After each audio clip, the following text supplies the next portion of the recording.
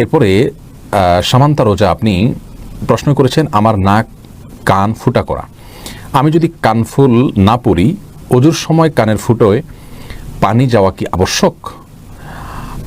আমাকে কি কান ফুটা থাকলে কানফুল দিতেই হবে? কানফুল পরে থাকলে চুল জামা কাপড়ের সাথে লেগে আমার অসুবিধা হয়।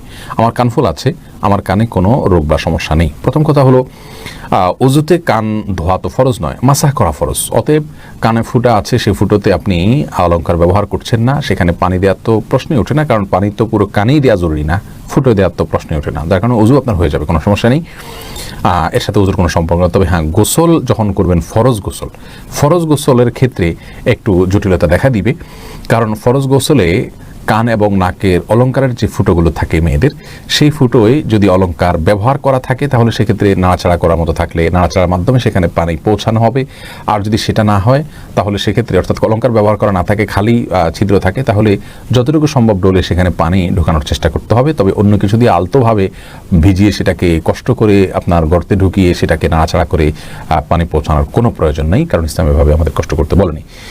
আর সাধারণ অবস্থাতে যতটুকু সম্ভব পানিকে পৌঁছানোর চেষ্টা করতে হবে যতটুকু যায়, এবং অলঙ্কার থাকলে একটু নাড়াচাড়া দিতে হবে। এটা হলো ইমাম ইবনে আবিদিন শামী রাহিমাহুল্লাহর ফতোয়া। তিনি তার ফতোয়াতে এই মত উল্লেখ করেছেন এবং আরও অনেক উলামা ইকরামের মত এটি রয়েছে।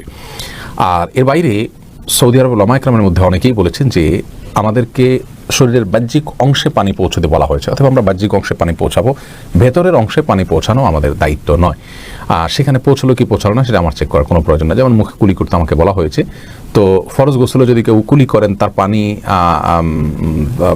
তার প্রতিটি জায়গায় পৌঁছলো কিনা, দাঁতের ফাঁকে চিপায়, এটা আমার দেখার বিষয় না। আমি পানি পৌঁছালাম, আমার দায়িত্ব পালন হয়ে গেল। যাই হোক, তো সতর্কতামূলক কি হলো যে ওজুর সময় এমনি অলঙ্কারগুলো না পড়ে, তো না পড়লে সেই জায়গাটাতে পানি চলে গেল, এটাকে আমি সতর্কতামূলক মত মনে করছি।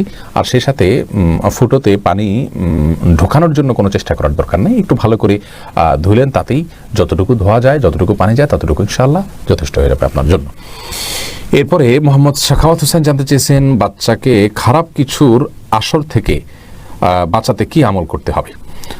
আসর বলতে আপনি যদি জিনের আসর ইত্যাদি বুঝিয়ে থাকেন, তাহলে সেক্ষেত্রে আমরা বলবো যে এগুলো থেকে বাঁচানোর জন্য বাচ্চাকে আপনি 3 কুলের আমলটা তার জন্য করবেন, বিশেষ করে সূরা ফালাক নাস, এটা পড়ে পড়ে বাচ্চার মধ্যে ফু দিবেন, আর সূরা ইয়াসিন পড়ে ফু দিবেন, এবং সূরা ইয়াসিন জোর করে ভলিউমে চালু করে রাখবেন। ইনশাআল্লাহ তৎক্ষণাৎ যে জিনের আসর থাকে সেটা থেকে আপনি বাঁচানো সহজ হবে আপনার জন্য ইনশাআল্লাহ বিদিনিল্লাহ।